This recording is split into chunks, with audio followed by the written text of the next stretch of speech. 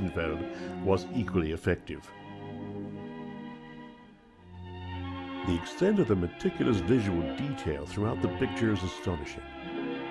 For the scene in which Janet Gaynor and George O'Brien arrive in the big city, for instance, Murnau and Rojas Glisa built what, to this day, remains the largest downtown set ever assembled on a stage. It employed deliberate forced perspective to emphasize not only size, but also the alienation, both physical and psychological, the couple feel in their new surroundings. It is said that Murnau employed children and midgets as extras. They appear in what looks to be the far distance, further emphasizing the false perspective. One of the most innovative and impressive camera stunts ever achieved occurs during the sequence in which O'Brien walks through the desolate, marshy swamp to his rendezvous with the woman from the city, Margaret Livingston. In one long, continuous take, Murnau's tracking camera follows him for a distance, but then becomes subjective, showing us what he sees. It takes us to the shadowy, muddy clearing where the vamp awaits him, powdering her nose. They then embrace with a passion that has seldom been equaled in the history of cinema for its sheer lust. To film this trek, Murnau built a track on the ceiling of his set and suspended the camera on a dolly from it. Murnau's style in Sunrise, which utilizes virtually every technical device available to the silent filmmaker, makes one wonder just how far film art has advanced since 1927.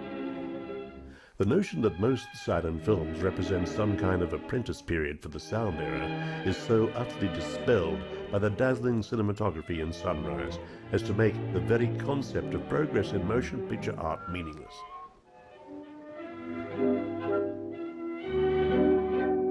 What modern director, for instance, has ever equaled the mesmerizing trolley ride sequence or the dazzling summertime vacation time montage sequence of train, ship, and seashore with which the film begins? Who could have made a psychologically plausible picture about a man who decides to murder his wife and run away with a vamp, but who changes his mind, is forgiven by his wife, and is so transformed by remorse that he undergoes what amounts to a religious conversion? Some critics, of course, have misread the subtleties of the film's plot. Film historian Louis Jacobs wrote in his 1939 The Rise of the American Film that the first half was characteristically Murnau. This half had a lyrical quality and was removed from the real world. The second half, obviously suffering from Hollywood interference, was realistic. The lyricism was dissipated by comic relief, and the universality was destroyed by melodrama.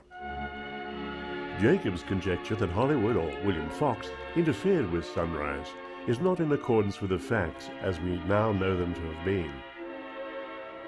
The mood in the first half is indeed removed from the real world, exactly as Murnau had intended. O'Brien was a man obsessed, moving with nightmares and apparitions. Murnau made him act with his back and shoulders, heavy, hulking, stylized, slouched, distorted, thoroughly expressionistic, complete with 20-pound lead weights in his shoes. One perceptive reviewer actually called O'Brien Gollum's little boy. Finally, unable to go through with the city woman's murderous plans, the spell is broken. The phantoms dissolve, and the reconciliation of the second half is therefore realistic.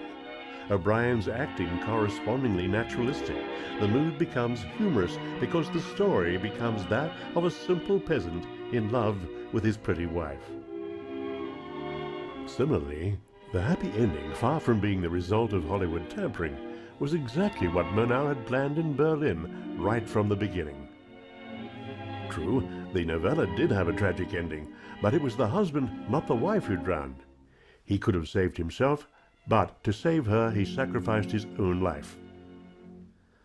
Other critics have suggested that Murnau should have allowed Gaynor to drown, leaving O'Brien to face the bleakness of life without her, their child a reminder of her loss and his weakness. But to have chosen either of these endings, as Dorothy Jones pointed out in her 1955 analysis of the film, would have negated the film's underlying mood and theme, and would have destroyed the remarkable unity of his work. for Murnau wanted above all else simply to make us feel the wonder of human relationships with all their goodnesses and weaknesses. O'Brien's affair with the city woman, even his attempt to carry out her plan for the murder of his own wife, brings the man and the woman a new awareness of their love for one another, thus enriching their lives. Good and evil are both part of life. Our mistakes and our suffering need not ruin us. In 1967, Cahiers du Cinéma named Sunrise the single greatest masterwork in the history of the cinema.